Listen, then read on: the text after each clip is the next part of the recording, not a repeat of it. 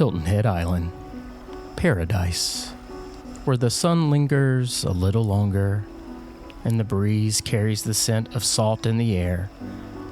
Tourists marvel at the luxurious homes, the yachts swaying in the harbor, and the lush golf courses carved through beautiful pines.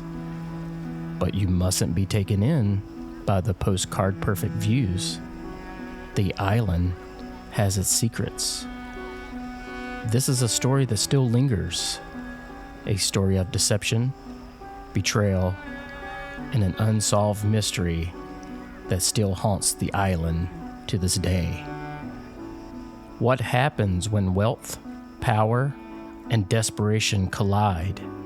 When a man trusted with millions is backed into a corner, and the people who uncover his secrets simply vanish.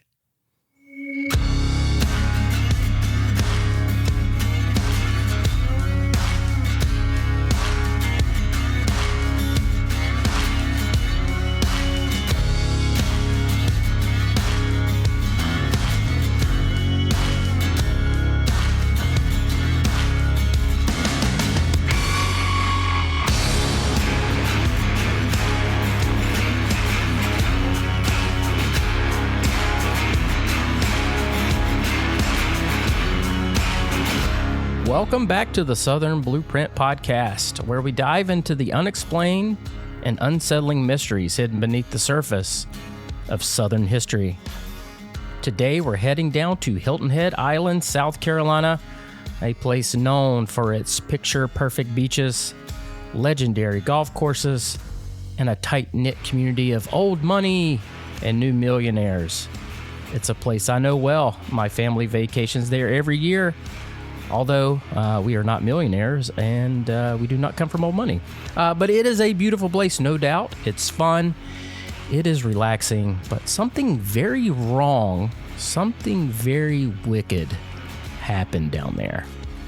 On March 3rd, 2008, John and Elizabeth Calvert, a wealthy, well-connected couple, vanished without a trace. The last person known to have seen them alive, their accountant, Dennis Ray Gerwing, a man whose life quickly unraveled. A week after John and Elizabeth Calvert go missing, Dennis Gerwing is found dead. His body was covered in deep, possibly self-inflicted stab wounds. There were 2 suicide notes left, but things seemed off. Was this a desperate man taking his own life? Or was there something far more sinister at play? We will pull back the curtain on one of South's most puzzling missing person cases. Strap in, and let's get into it.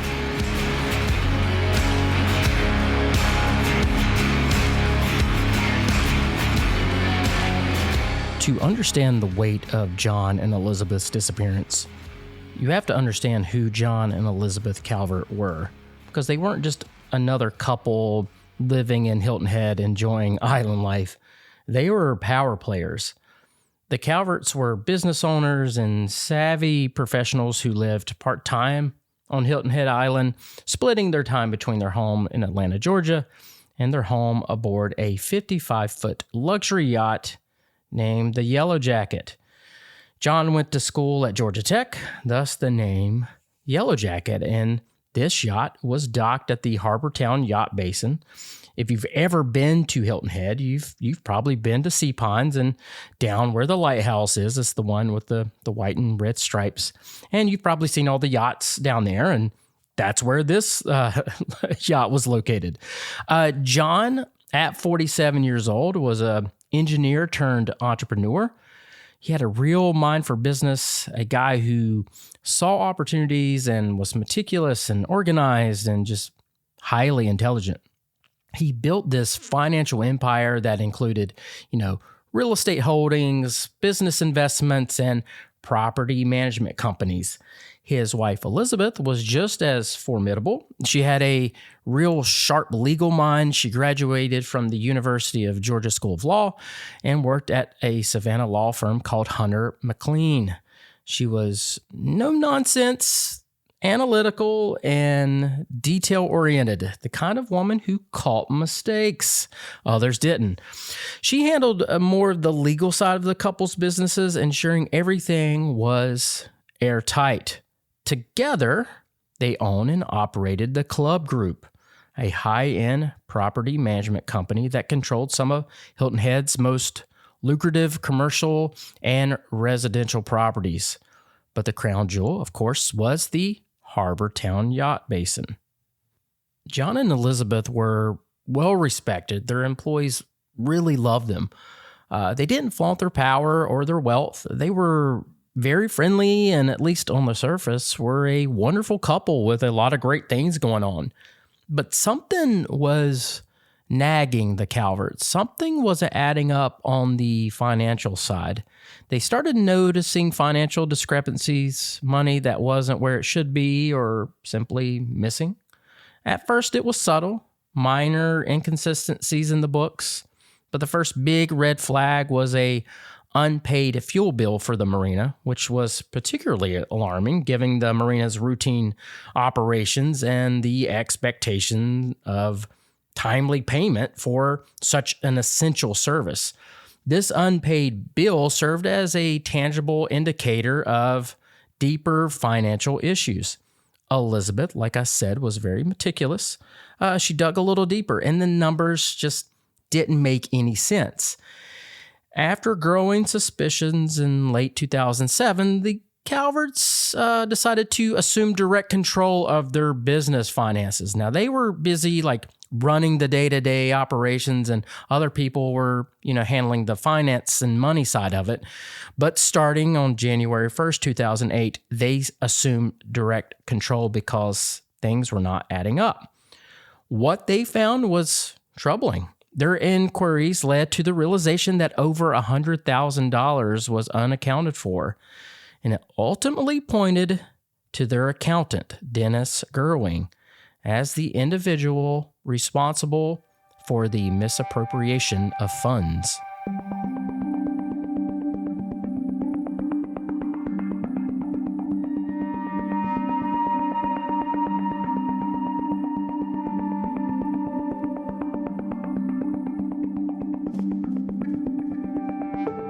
Dennis Ray Gerwing wasn't just some average accountant. He was trusted with millions of dollars. A high-level financial manager and property overseer, he handled accounts for some of Hilton Head's most powerful business people. At 54 years old, Dennis seemed to be very well-liked and a sociable figure within the community. He was known for his expertise in wine, a connoisseur, if you will, and he especially loved red wine. And he was just well-known and well-respected in Hilton Head. However, following the Calverts' disappearance, there were some things about Dennis that bubbled to the surface, such as hanging out with prostitutes and engaging in international gambling. This seemed to shock some people that thought that they knew him well. On top of this, Dennis was conducting business with a Russian stripper that he got to know that performed on the island. And eventually he partnered with her and her husband to export used vehicles to Kazakhstan for resale. It was a very weird relationship. It seems, from what I can tell, Dennis had a kind of weird relationship with the stripper, and then the husband knew and didn't care, and then they had this business relationship. Anyway, it's very convoluted and very strange, and it's just something that I don't think a lot of people knew until all of this came out. But Dennis was the accountant for all of these properties that John and Elizabeth had bought up. They didn't initially hire Dennis, but thought that since he had been handling all these assets for a while, when they purchased them, it was just best to keep him on. I mean, he knew what was going on, right? He'd been doing this. And I'm sure they didn't know about his extracurricular activities. And again, Dennis was well respected. So they kept him on, which we now know was a very bad idea and one that led to tragedy. But what I'm going to do is I'm going to take you through the entire timeline of events. It's a lot, so hang in there. Feel free to take notes. There is a lot to unpack here, but let me break it all down for you.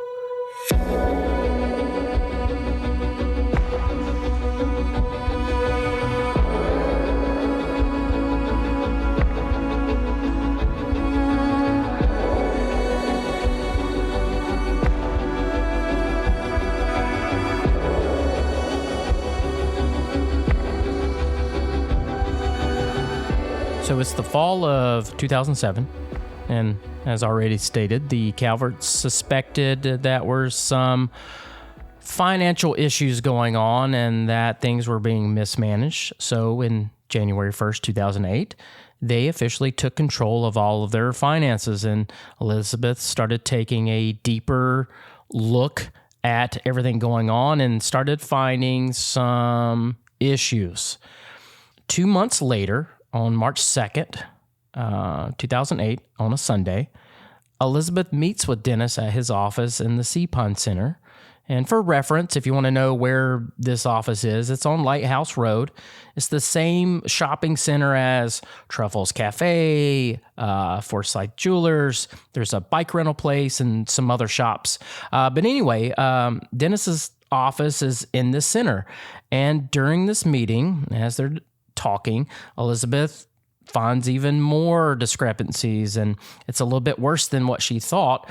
And during this meeting, Dennis kind of was like, "Hey, look, let's postpone any further discussion," and suggested that both Elizabeth and John return the following day for a more comprehensive meeting. You see, Dennis did not like Elizabeth. It was later found out in an email dated back in February 24th, 2008. Dennis referred to Elizabeth as a viper. And so, they kind of butted heads. And from what I understand, Elizabeth really didn't like Dennis either. And especially now that she was finding all of these discrepancies, they were just butting heads. So this was the meeting on Sunday, March 2nd. Dennis asked for John to be there the next day. It seemed like Dennis and John kind of like got along a little better. So this meeting was planned for the following day. And Dennis said that he would have documents needed to explain all of these discrepancies, and he can, talk through all this and everything would be perfectly fine. So they set up the meeting the next day for Monday, March 3rd.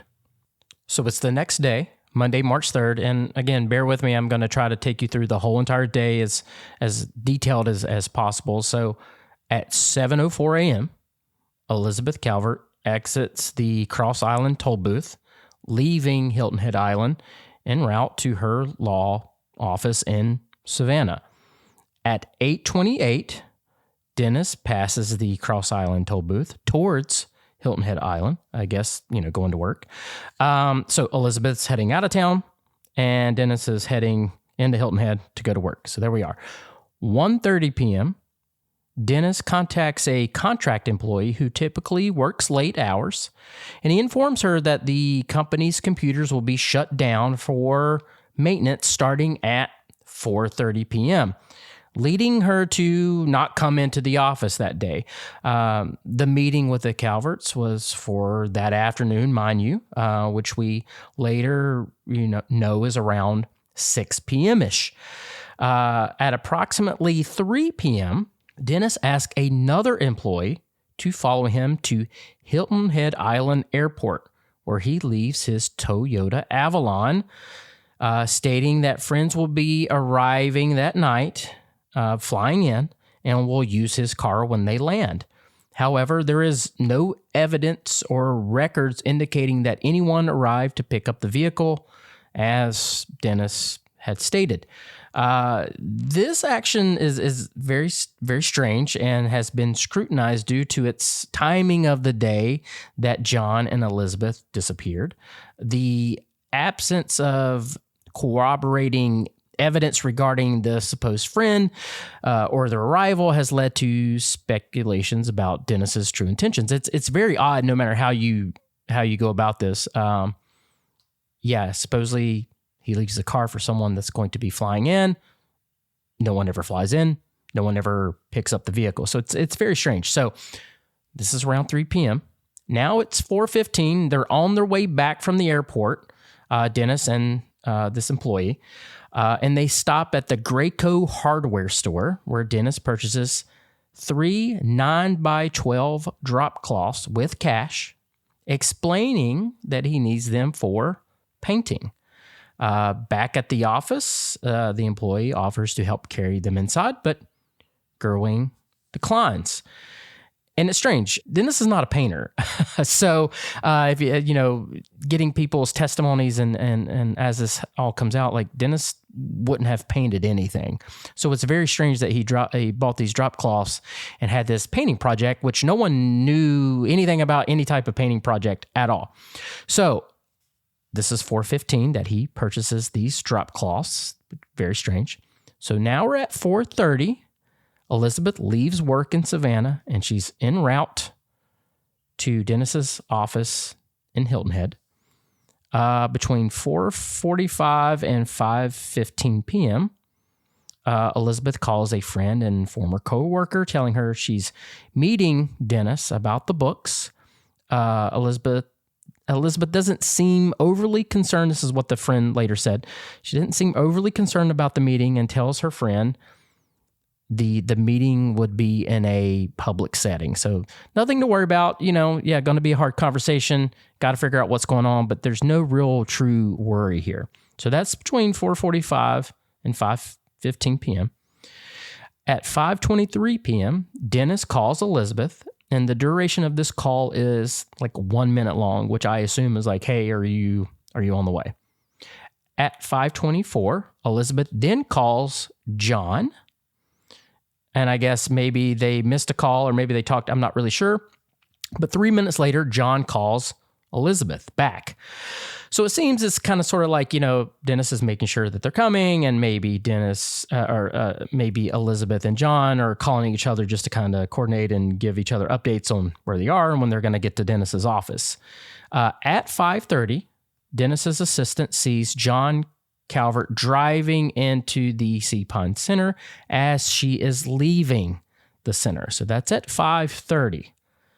2 minutes later, Elizabeth passes the Cross Island toll booth towards Hilton Head Island. So John gets there first, and Elizabeth is now on her way. And we know this because of like the toll booth information and all that stuff, which I don't think those toll booths are there anymore, actually. But anyway, that's at 5:32. At 5:56, Dennis calls his home twice. The publicly available records do not specify the duration of these calls. However, it's noted that these were the last outgoing calls he made that day. These 2 calls is really interesting to me because, like, why is he calling his home? Who would be there? It kind of makes no sense. And again, John's there with Dennis, just them two. But yeah, Dennis makes those calls to his home twice. So that is 5:56. At 6:15, Elizabeth arrives at the meeting. Now, John has been there at least 30 minutes or longer before Elizabeth gets there. But now Elizabeth arrives, and according to what Dennis tells investigators, the meeting with the Calverts lasted approximately 20 to 25 minutes. So at 7:16, Dennis calls his assistant to fill her in on the meeting with the Calverts. The call lasts only a few minutes. He tells her everything went fine. But during this time, Dennis would later tell investigators he was home and makes himself dinner, and he says he cuts part of his hand cleaning up a wine bottle that fell on the floor and broke. So at 7:16, he calls his assistant, but also during this time, he tells investigators that he's at home making dinner and cuts his hand. So that's at 7:16. At 7:27 p.m., security camera footage from the CVS on Pope Avenue shows Dennis entering the store. He purchases a box of Band-Aids. He leaves the store only to return a minute later and buys disposable latex gloves. A cashier tells investigators later that Dennis said the wound to his hand was a paper cut. So, 7:27. Now it's 7:28. A car owned by Dennis passes the Cross Island toll booth, leaving Hilton Head Island. It's unclear which vehicle it is or who is driving it. I've tried to find information about this. I can't find any. If anybody knows, let me know. But that's at 7:28. About 10 minutes later, Dennis texts a friend and says, "Hi, sorry I missed your call. I met with buddies tonight, and they didn't even invite me to dinner. I am heading home." It is believed his phone is then turned off at this point due to no tower or GPS locations, registering until like the following day. So he turns his phone off, or seems to turn his phone off at 7:39 p.m. During that same time, Dennis is seen on video pulling up to pump number 7 at the Station 1 convenience store on 1 Palmetto Parkway. He purchases $52.46 worth of gas and goes into the store to make a separate purchase. Inside the store, on security camera, it's seen that he is rubbing his hand. So he turns off his phone, then goes and gets, fills up his tank with gas. So at 9:02, because of phone records, the friend texts Dennis back, letting him know she was trying to reach him, but he does not respond because, of course, he has his phone turned off. Then we see at 1 a.m., we see Dennis is spotted outside of a cafe at 71 Lighthouse Road, which is the Sea Pond Center. So his phone is turned off at 7:39. He's seen again at 1 a.m. So we have this gap of time between 7:39 and 1 a.m., which is about 5.5 hours. So now we're like into the next day. So now it's the next day, Tuesday, March 4th. John, in the morning, misses 2 very important business meetings, which is very, very unlike him. And so his coworkers start getting concerned. They start calling around, and they are unable to reach him by phone. They're unable to reach Elizabeth. And I will say the coworkers were very quick to report them missing. They knew that something was up. They never miss meetings, and John had left his briefcase in his office, which I guess he never did that, and always had his briefcase with him. So these employees reached out to Elizabeth's brother, David White, to report neither of them had shown up for work, and hadn't seen him since the prior day. So David goes to the couple's Brookhaven drive home in Atlanta in an attempt to contact him there. Maybe they had just went to their home in Atlanta. He gets access to the house, and they're not there. So this all happens kind of throughout the day, but most of this the coworkers were concerned very early in the morning. At 11:12 a.m., it appears that Dennis's phone is turned back on. And again, his phone had been off since around 7:39 the night before. At 1:21 p.m., Dennis's friend texts him again, asking, "Hello, are you alive?" And he responds the next minute with, "Hi, yes, still breathing. It's been very hectic," is what he apparently said. So this is at 1:21 p.m. At 6:02 p.m., Dennis enters the Cross Island toll booth, heading towards Hilton Head Island. At 6:40, deputies of the Beaufort County Sheriff's Office are dispatched to Sea Pond's plantation in reference to a missing persons report at the request of David White. So again, the coworkers were very fast to, be concerned. David went to the house in Atlanta, and they called and were like, hey, something's up. And even though it wasn't 24 hours or 48 hours or anything like that, they quickly got in touch with law enforcement, and they came out to have a talk with all the coworkers and people that are associated with the Calverts. These coworkers let law enforcement know about Dennis and their meeting and that they were supposed to have.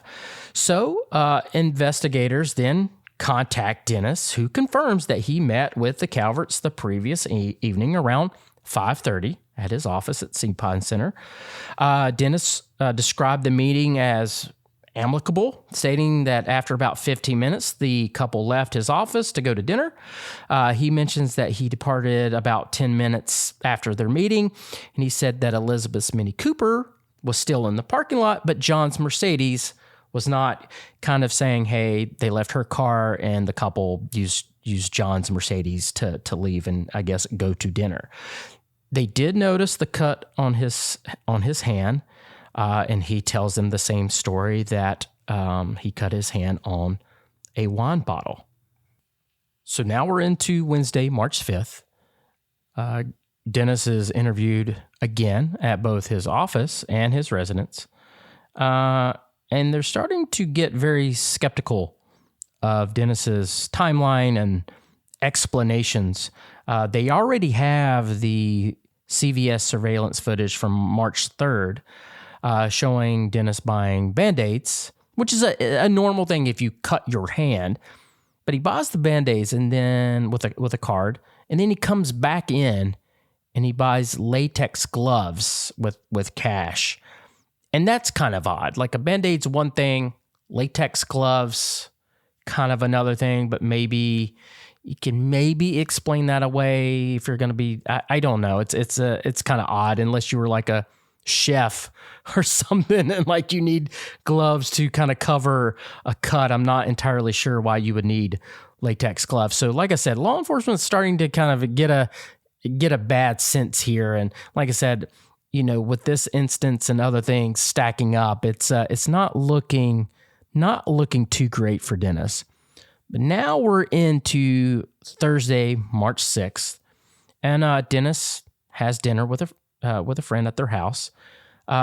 Very little is mentioned of the Calverts, but the friend notices the cut on Dennis's hand, and of course he explains that away, talking about the wine bottle that broke. And then Dennis does say that he was considered to be the last known person to have seen the Calverts, but he kind of explained away everything. And this person that was interviewed said that he didn't really seem too nervous or, frustrated or scared or anything like that.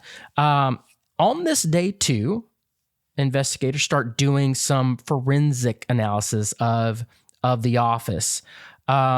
And kind of contrary to rumors, there was no confirmed public record or statement from the Beaufort County Sheriff's Office indicating any use of luminol or confirmation of blood residue in his office. However, it was reported by local media, including the Savannah Morning News and the Island Packet. Now, the Island Packet did a ton of articles and research on this, and they are a good source of information if you want to look more into this. But law enforcement, they obtained a search warrant and they removed some things from the office to examine. And kind of what they saw was like the office was like super clean, maybe a little too clean. Now, from what's been put out, they didn't find anything, no blood residue, nothing like that that's actually on record. Sometimes law enforcement will hold things back, even though it's been many, many years. But yeah, I think investigators were like, well, this office is like super duper clean. So I think that kind of raised some alarm bells.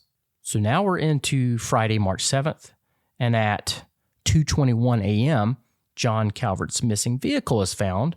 The Mercedes-Benz. It's found at the Marriott on Hilton Head Island at Palmetto Dunes. The Marriott is about 6 miles from Harbortown, where the Calverts are staying on the yacht. Several swabs and prints are lifted and collected from the vehicle, and then the vehicle is towed to Hilton Head Island Fire and Rescue Station in Palmetto Dunes. And by now, Dennis has retained the services of attorney Dan Saxon. So here we are, Saturday, March 8th, and a search warrant is executed at Dennis's home at 8 Bent Tree Lane, and they get 2 of his vehicles. Something to note here, according to the island packet, the car he had been driving on the night of March 3rd, which is a GMC Yukon, appeared to be thoroughly cleaned at a car repair shop back on March 4th. And also a back seat of the SUV had been removed. So just something to think about it. And again, you've got the office that seems super clean, and you've got a vehicle that also seems super clean, and one of the seats have been removed. Now, people do that all the time. If you have kids, if you're putting stuff in the back, everything like that. But again, all these little things are kind of stacking up, much like this next piece. So the search of Dennis's home reveals a dirty shovel and muddy shoes and an otherwise kind of like meticulously maintained house. These findings raise suspicions that maybe Dennis buried the Calvert's body in a grave within a 5-hour drive of Hilton Head, with a full tank of gas and turning his phone off. It's possible for him to drive to a location and potentially, dump them and bury them. Dennis informed the investigators that he had used the shovel to repair his irrigation systems. However, detectives found no evidence of recent digging or any disturbance in the yard to support this claim. So you've got this whole dirty shovel, and I guess he's digging around doing irrigation. I should say, Dennis is a big guy. He's not a small guy. And again, much like the painting, he's not known for doing things himself. I mean, let's be honest, when you have the money that some of these folks do, you don't do some of these things yourself. So the drop cloth stuff, the painting, and now this supposedly him digging an irrigation system just doesn't really add up. So Saturday, as law enforcement is, conducting the search warrants and going through Dennis's home, he stays at a friend's house. And again, we're here at Sunday, March 9th. He again stays at a friend's house, leaving early the next morning. Dennis tells the friend to contact another friend in the event of his arrest. He's starting to kind of realize that things are going south and he's probably going to get arrested. He does not admit to any involvement in the Calvert's disappearance to this person. And I can't verify the name of the person he stayed with or the person that he said to reach out to in case he gets arrested. I think he may have stayed with his ex, maybe, or a girlfriend of his, or maybe a girlfriend, a friend that is a girl. But anyway, it's Monday, March 10th at 10 p.m. Dennis spoke with his attorney, Dan Saxon, on the phone. During this conversation, Dennis indicated that he would meet Dan the following day. So now it's Tuesday, March 11th. It's a week after John and Elizabeth go missing. Dennis is officially considered a person of interest. And I believe, like I said, Dennis starts, having a good idea that things are not trending well, and that he's probably going to get arrested, and, just things are not looking good for him. But on this day, at 10:06 a.m., his attorney, Dan Saxon, attempts to contact Dennis by phone, and there's no answer. Now, again, Dennis is supposed to be meeting with Dan on this day. But at 10:06, he calls, there's no answer. Then at 3 p.m., Dan tries to call Dennis again, but again, there is no answer. Concerned by the lack of communication, Dan, and accompanied by some of Dennis's business associates, they go to 70 Lighthouse Road, apartment 2899 in Swallowtail. And Swallowtail is kind of like this little community of villas. And it's right across the street from Dennis's office. But this is where Dennis had stayed the night before. And it's a little strange because he'd been staying at friends' houses, but now he's staying in this villa. Now he does have access to these types of properties. I don't think he owned this property, but as chief financial officer of the club group, he did have access to some of these places. And again, he couldn't go back to his home because his home had been, not ransacked by the investigators, but they kind of were like going through things.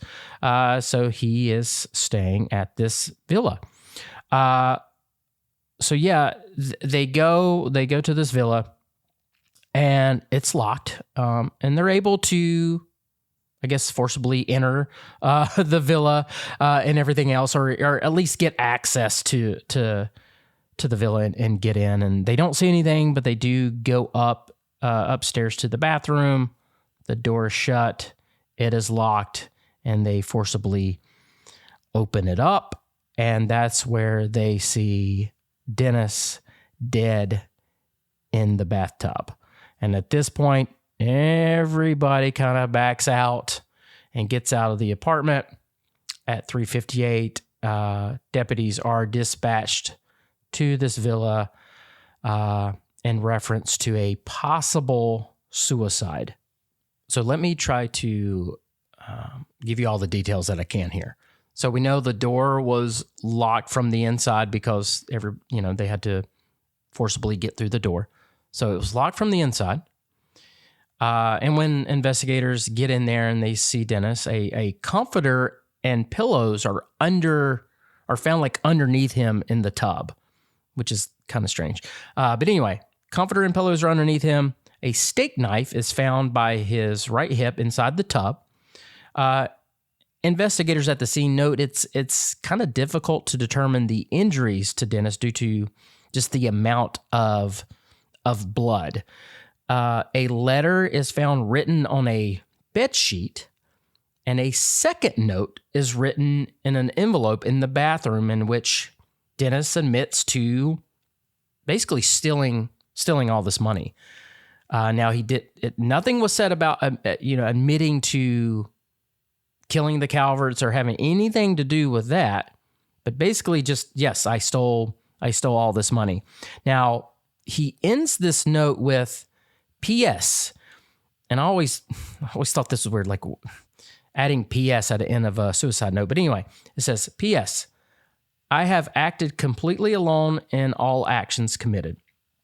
I knew the risk of this happening and believe taking myself out of the game is the best way to move everyone as quickly as possible past all events. All anger should be directed towards me, burn my body, and dispose without service. It happened in SPC, which stands for Sea Pond Center. Nothing happened at Bent Tree House.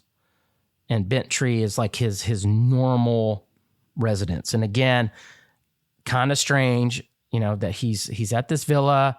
He's not at his house because the police have been kind of going through there. But he's basically, this PS thing is kind of strange because he's like, yes, I stole this money. Oh, PS, and a suicide note, which is odd. I think anyway. Maybe others don't. But like, hey, this was all me. Please burn my body without service. This happened. I don't know what it happened in Sea Pond Center. Like, what happened? And this is the only part that's kind of like, okay, maybe he did kill him. And that it just happened at Sea Pond Center, not at his house. But no one was saying that it happened at his house. Nothing alluded to that fact. So I always thought that was very, very strange. So now here we are, Wednesday, March 12th, the day after Dennis's body is found. An autopsy reveals lacerations to the left side of Dennis's neck, the web of his right hand, of course, where supposedly he cut himself with the wine bottle. The top of his left wrist, the bottom of the left wrist, and between the left upper and lower arm. There were also cuts to his mid-right thigh and inner right calf area. This is also something that I have a hard time wrapping my head around. But anyway, Dennis's time of death is estimated between 5 and 9 a.m. back on March 11th, the night before, the morning before, however you want to phrase it. The autopsy also indicated that Dennis had a high level of Benadryl in his system, and it's estimated he took 12 to 20 tablets minimum. There were no defense injuries or signs of struggle were observed, and so it kind of supported this determination of suicide. But again, you maybe try to overdose on Benadryl, and then you just start just stabbing yourself all over the place. Now, most people, when they commit suicide, it's, they'll take something or they'll slit their wrist or, all the typical ways to do it. You've heard it time again. But I find this just bizarre that he's just stabbing himself all over the place. And then you've got the contents of the notes on the bedsheet. And I guess this has not been publicly disclosed. And I guess apparently whatever he wrote on the bedsheet is just kind of illegible or gibberish. But why is he writing on the bedsheet at all? That also makes no sense. You're writing on the bedsheet for what? And then you write a suicide note. It doesn't matter what he's really writing on the bedsheet. Who does that? And why would that even be a thing? So it's truly bizarre. But I mean, there's no evidence of anyone else being there. The only weird thing that I think that was in this apartment, I go back to Dennis's love for red wine. That's all he drank. He's known for this. Like I said, he's a connoisseur. But in the sink, there's 2 glasses, and it's white wine. And Dennis, from what everybody says, never drank white wine. So that's odd. The bedsheet thing is certainly bizarre.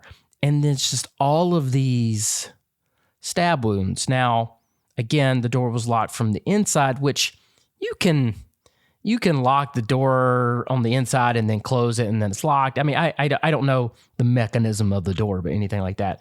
But all absolutely, truly bizarre, the whole situation. So let's talk some speculation and theories at this point. While the official conclusion was suicide, there has been, of course, various theories and online discussions. Some individuals have speculated about Dennis's involvement in, money laundering, the gambling, the potential connection to, organized crime. He was dealing with the Russian stripper and her husband and all of that kind of bizarre underworld type stuff. And that maybe he didn't commit suicide. Maybe they had something to do with it. And again, Dennis's friends were kind of in disbelief over the nature of his death, finding it kind of inconsistent with his character in general, and just raised a lot of questions about the circumstances. And then, there's the whole thing of okay, say Dennis did kill them. And I guess it would have to be in his office. So let's just say he does. So John gets there first. Let's start there. John gets there first. Maybe he kills John first. Then Elizabeth shows up. he gets her next, or maybe they're both there and it happens. Either way, I guess he would have to kill them in this office, and he cleans up so well, maybe with the drop cloths. I don't know, but it's just kind of strange that, and again, like Dennis, if you see photos of him, he just looks like your typical old white dude. Like, I don't know how to describe it. Like, he's just kind of a big guy. Doesn't look like he would be menacing at all. Doesn't look like he'd be kind of capable of killing someone or killing two people in a busy like shopping center. Now, I know it was, around like 5:30 and some people are, some of the shops are closed and people going home, but like, I guess you would have to shoot them, I would imagine. So no one heard gunshots.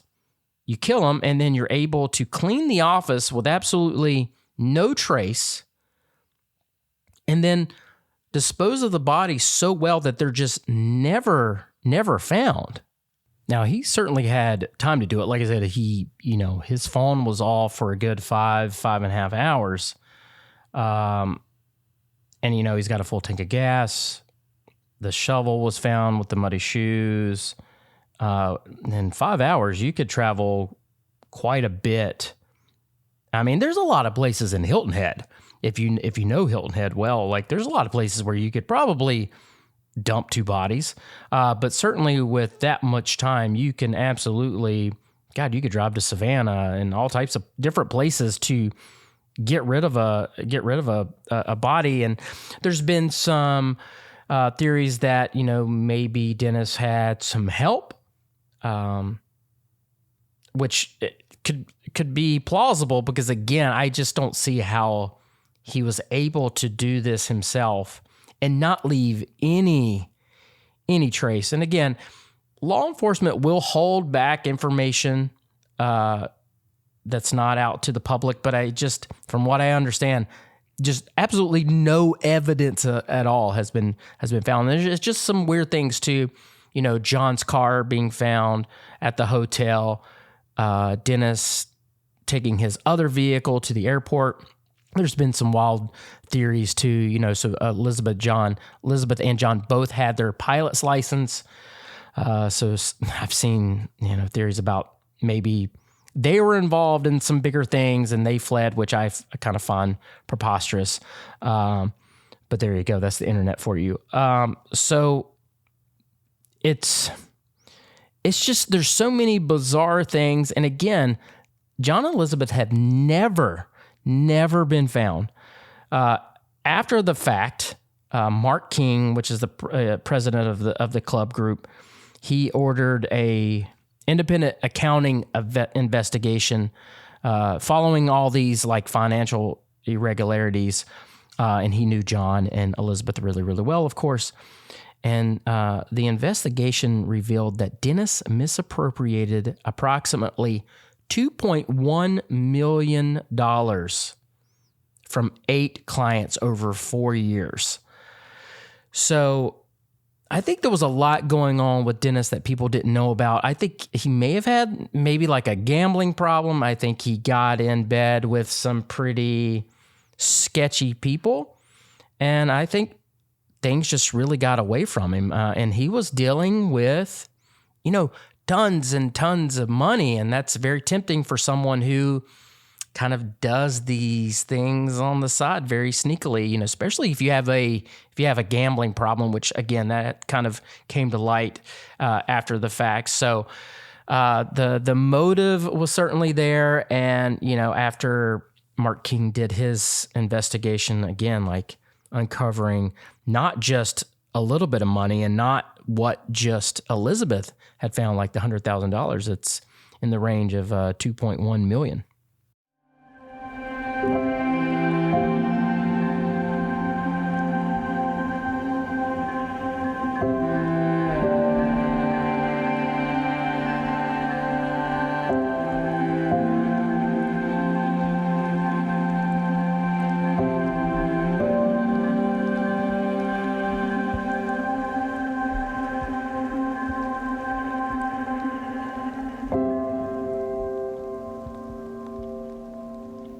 So what do we know for sure?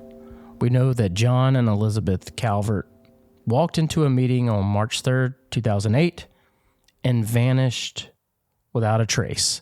No blood, no bodies, no confirmed crime scene, just lots and lots of questions. Dennis Gerwing died a week later in what officials ruled a suicide, alone in a bathtub. His confession more about money than murder. He claimed he acted alone. He said to burn his body. But where are John and Elizabeth? Their bodies have never been found. They were legally declared dead back in 2016, 8 years after their disappearance. As of April 2025, the time of this podcast, the investigation is still open. And I hope that someday they can find John and Elizabeth. This whole tale is super bizarre and begs a lot more questions than it gives answers. Things just don't add up. The suicide by Dennis doesn't really seem like a suicide. It's kind of strange. But it's crazy that they've never found them. No one has stumbled upon them. No one has come forward with any knowledge or information. But there you have it. It's still an unsolved mystery.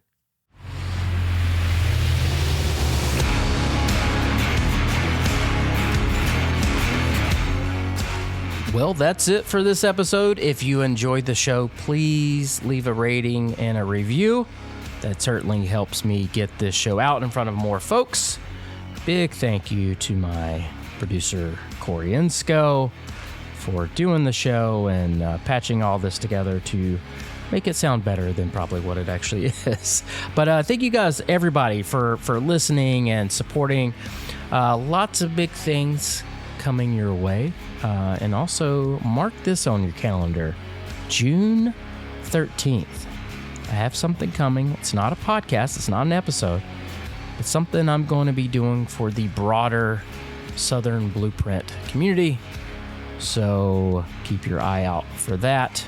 But stay sharp, stay curious, and remember, not every secret stays buried forever.